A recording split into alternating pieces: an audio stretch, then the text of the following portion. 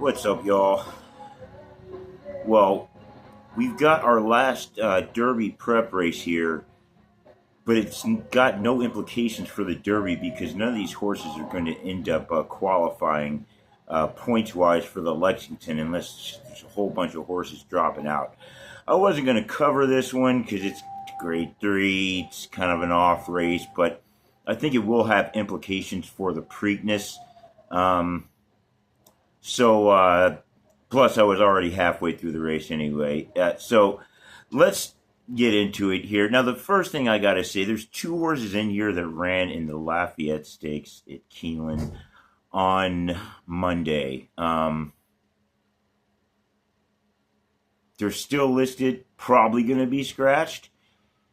I'll not say they're not going to be scratched. That was an old school thing to run your horse a couple times in a week, back-to-back weeks. And horses survived that and much more and still won like triple crowns and stuff. I think it was one horse that he ran like an allowance race between the Preakness and the Belmont. I think it was Secretariat or maybe Seattle Slew, War Admiral, one of those horses. Anyway, horses are much tougher than we give them credit for these days. It's much more of a financial risk, in my opinion. So these horses might be back out there. I wouldn't rule it out. I handicapped the race with them in there. I don't have them hitting the board. So I don't have much difference with them being out, except the pace I think will be a tad slower if the 4 Rolando is out. But let's go ahead and get into these horses here. Number 1, Hard as Life, a gun runner horse, 30-1. Sophie Doyle's riding him. She's only a .8 win percentage for the year, so you want to see more than that, especially since she's never ridden the horse before. The horse has been riding on artificial Turfway. Broke the maiden on turf, mile and 137, but I mean, all over the place here. Artificial, turf, artificial. Last out, 6th in the Leonidas Turfway. This is a crapshoot. Straight up. This is a crapshoot play, in my opinion. The one thing you like about the horse is it's got a couple of decent workouts on dirt. Maybe it translates over. Number 2, Bracket Buster. This is a Vekoma horse here.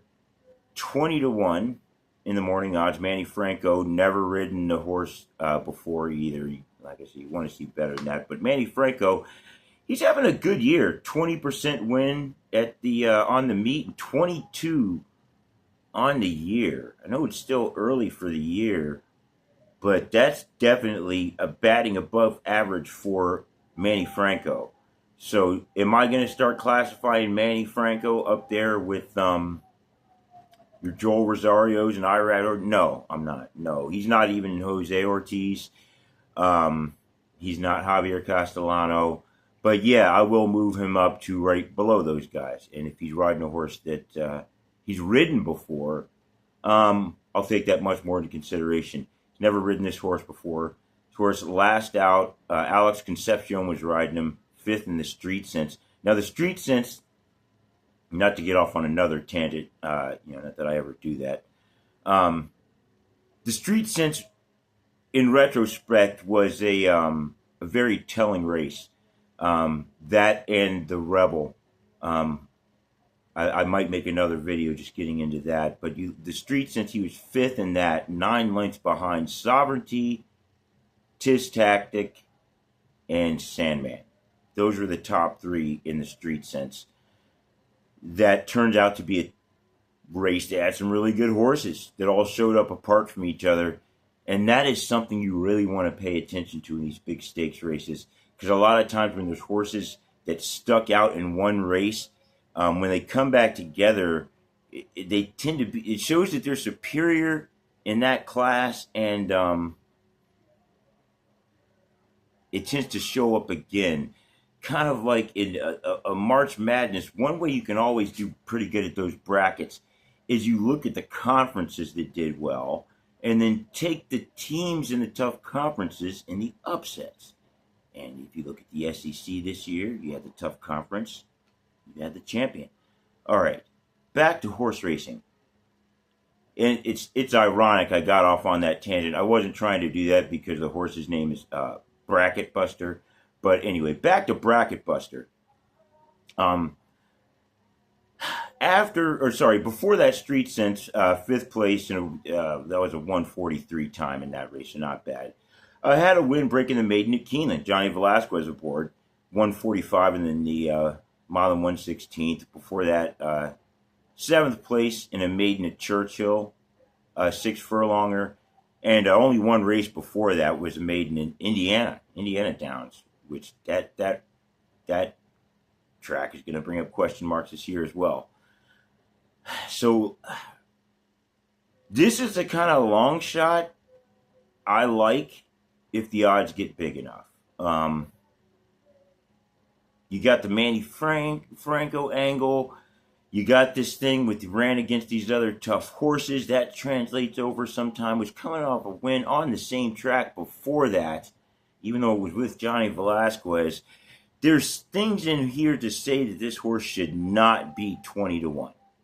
That's what I'm saying. And that's where you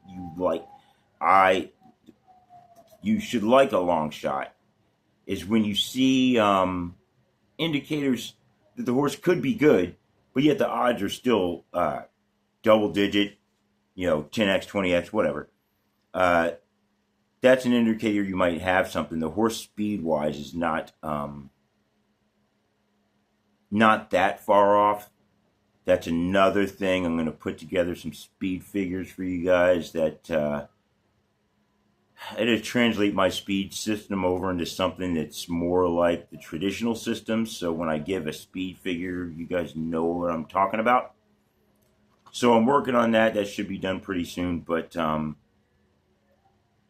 this horse I don't think is that slow, and I think is one you should completely discount. So I didn't mean to spend 4 minutes talking about Bracket Buster. But number 3, Bullard, 9-2 in the morning odds. Another gun runner horse. They're all over. The gun runners and the Into Mischiefs are just dominating this year. 9-2 in the morning odds. Umberto Rispoli riding this one. He's at a 20% win percentage on the year. Mike McCarthy's training this horse. Got a lot you like to see here. Third last out. 6 lengths off in the San Vicente against the Baffert horse Barnes. So that was a decent race, even though it was 6 lengths off of it. Got beat that day, but not a bad showing. Before that, had a win in the Bob Hope at Del Mar. And before that, broke his maiden. Del Mar as well, 6 furlonger. This is one of these horses that I could see hitting the board here and maybe appearing in the Preakness to cause some trouble for the Derby winner.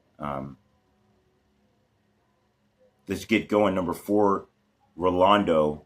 Johnny Velasquez is supposed to be riding this one if he rides. Probably going to be in the front if he rides. But like I said, he's likely going to scratch. Rolando is another Vacoma horse. 6-1 in the morning odds. Ran on Monday. 11 lengths off in the Lafayette. Now, maybe that 11 lengths, I didn't watch the Lafayette, by the way, but maybe 11 lengths was kind of a workout type thing. It was a short race. They're like, let's send him out of the gate. If he's taking hold, go for the win. If he's not, just cruise him, and we'll run him on Saturday. Maybe that's the case. 11 lengths off, though. Last out, he had a win in the Hutchison by a neck. Before that, a win in optional claimer. 6 furlongs. 4 lengths win in that one. So, Rolando, speed-wise, okay, is a rough figure. Yeah, he would be like a 95. All right, as I'll give you guys. But he's probably not going to run. But if he does run, probably going to be running up front. I think he is a contender, especially since Johnny V's on him. But I think the pace might get to him, and especially since he already ran a race this week, that may have no effect. That may be better. There's no scientific evidence that's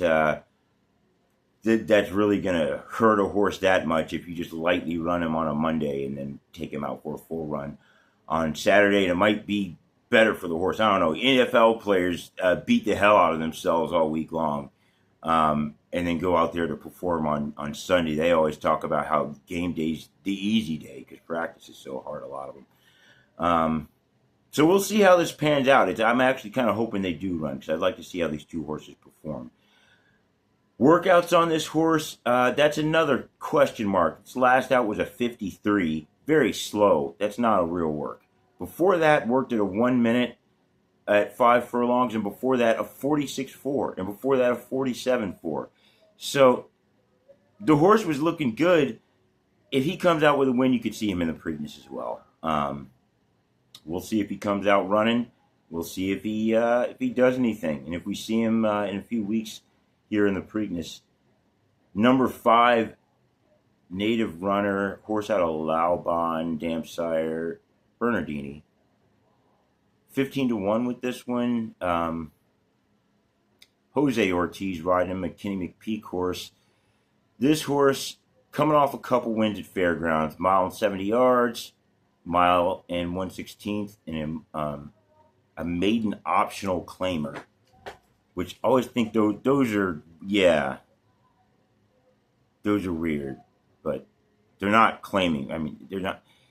It's not a straight up maiden claiming race, but yeah, it's kind of like saying they didn't like the horse. But anyway, he won.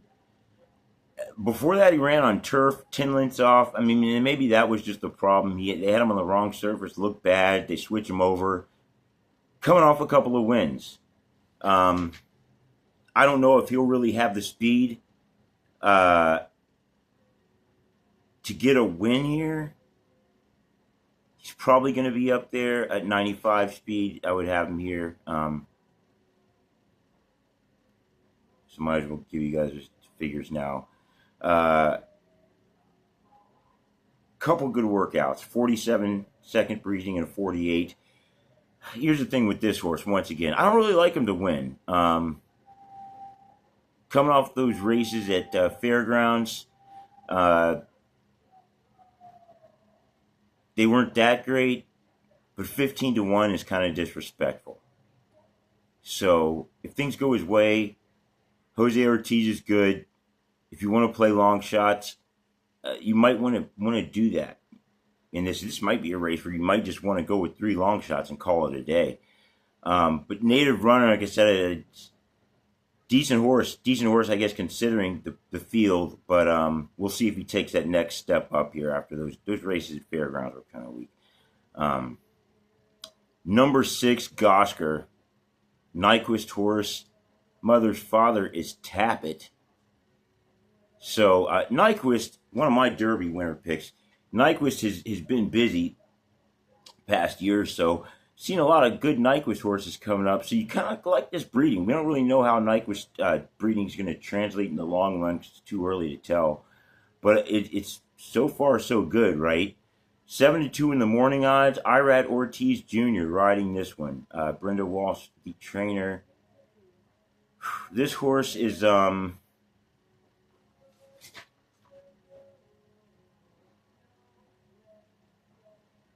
right. Forward we've placed, probably going to be right on. I think he probably will be the leader. Let's say he will be the leader if we have Rolando scratched. If not, he'll probably be right off Rolando. But going to be up front. I don't think that's really going to be to his advantage.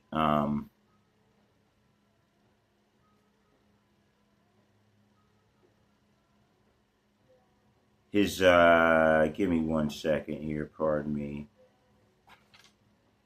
With his last 3 out, last 2.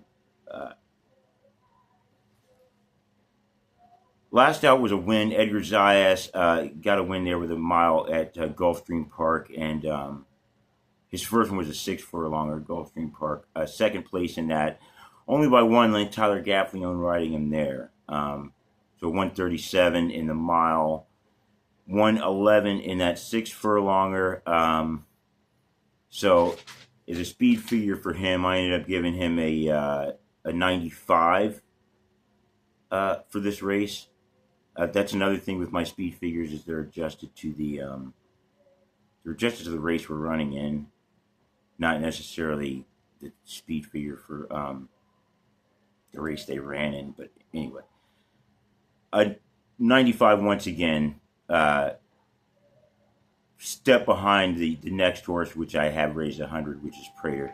But anyway, Gosker, the only thing I think without this horse is his problem is probably going to be he's too close to the front. Probably going to be a step behind. Now, I did like this workout, a 36-second breezing in the slop. Don't see a lot of 3 furlong workouts anymore.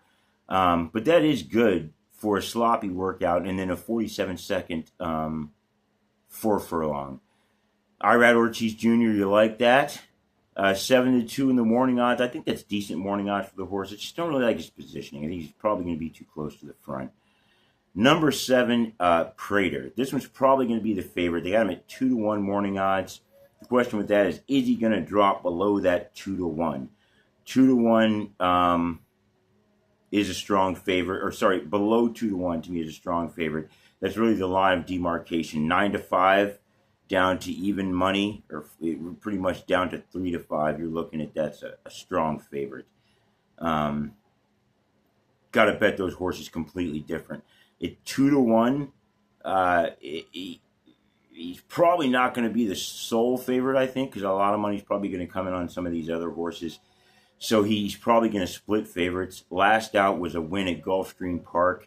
Optional claimer, 7-length win, mile 136. Before that, a win at Aqueduct by a neck, mile 136.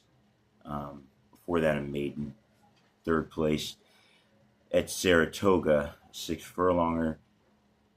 You see why he's the favorite. An Into Mischief horse, mother's father's curling. Lot to like. Flavian Pratt's riding him. Chad Brown's training him. You know, coming off those couple of wins. Gulfstream, that's been translating well. Those Gulfstream horses have traveled well this year. So that's why he's the favorite. The thing with Prater, once again, he's probably going to be near that lead. Flavian Pratt's been good. That when you look at horses and you want to say, you know, is the lead going to hurt the horse too much? You got to look at the jockey. Is the jockey going to position the horse well enough to control that or ride with the pace if it's too fast, or control the pace if need be? And nothing against Flavian Pratt in this one. You know, Irad Ortiz Jr. is going to be up there. Johnny Velasquez may be up there on the pace with Rolando if he's running. I just don't really kind of like that necessarily. During this setup, even though he is the favorite and a good-looking horse, could very well likely see this horse in the Preakness as well. Number 8 is Hypnus out of Into Mischief. 6-1 in the morning odds. Luis Saez riding him. Trained by Kenny McPeak. Last out, 7th in the Louisiana Derby. Behind his tactic. Not a really good showing there. 7th before that in the Rebel, 7 lengths off. Before that, had a win at Fairgrounds on a sloppy track. So he hasn't done much in a couple of races. Looking to tighten it up here. He did have a good workout up at Churchill Downs, 47-second breathing. We'll see if he can get it together here. I think he might be a bit outclassed. Probably going to be off the pace. Going to be looking to capitalize off of a pace that, I don't know. It's tough. If you've got really good jockeys riding up front, they're not always likely to just go too fast. Unless that's one of them's intention is to go really fast. And then they're going to definitely go fast. So it all depends on how Johnny V, I think, is feeling. If he's up there, and then how Irad Ortiz is feeling, if it's him up front. But that's what I think would help Hypness. I think that 6-1. Don't like those odds. I think that's a bit too low for this horse. Not sure he has the speed. Speed figure I gave on this horse was a 90. As the next horse, a 90 as well, the 9. Touchy. He's another horse that ran in the Lafayette on Monday. He was third, 4 lengths off. Said probably going to be scratched, they're saying. Still not scratched. I mean, they haven't scratched either of these horses yet, so maybe they're going to run them. Like I said, I hope they do. We'll see how it translates. Third in that Lafayette last out, 4 lengths off, so not bad. 8-1 in the morning odds on the horse with Joel Rosario aboard. Coming off some decent workouts. 5 furlong, 1 minute. Had a 103 before that, which I had to throw away to me, and then a 1 minute before that. So a third place in the Sunland Derby in his second race back. Lost a getaway car, which that was a good race, the Sunland Derby. So, it wasn't very competitive, 9 lengths off, but it was a good race. Third place, got that anyway. Before that, he ran a 6 furlonger on Artificial at Turfway. Second there, in those artificial races, you want to talk about one thing that's hard to handicap and translate over is how you translate artificial. I don't know. It's like its own surface. It's not turf. It's not dirt. It's more like turf than dirt, but it ain't dirt. So, but maybe he needs to go back to artificial because he did a little bit better there.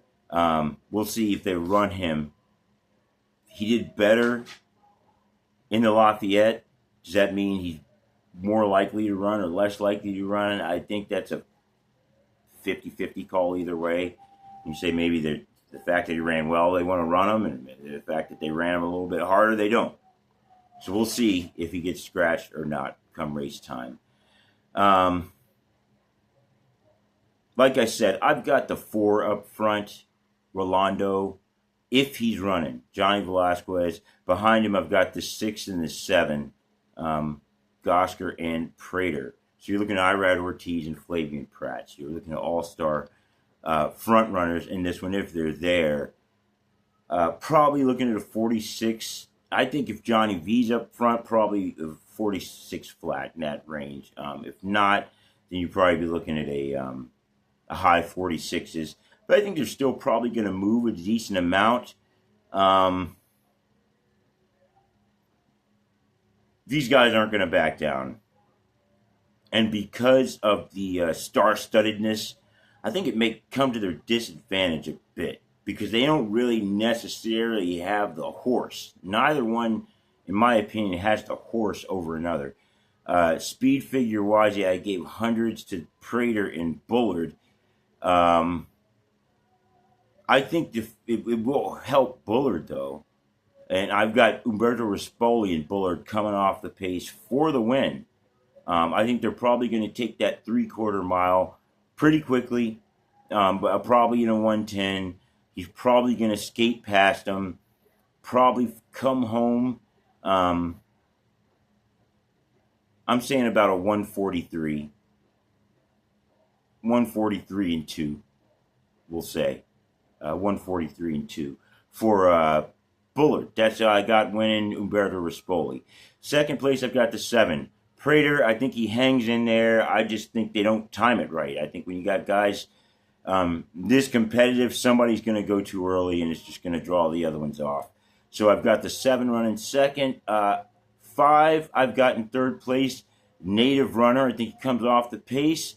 Jose Ortiz doesn't get there but runs third. And in fourth place, I've got Luis Saz and 8 with Hypness coming way off the pace but closing in for fourth. So let me know what you think. I know a lot of people didn't look at this race. Like I said, I almost didn't cover this one because the Derby implications are not there. But I do think it's going to end up being a important race in the 3-year-old story because I think the winner or second or third place could come out and do something. And recently we have seen horses from this race make some noise.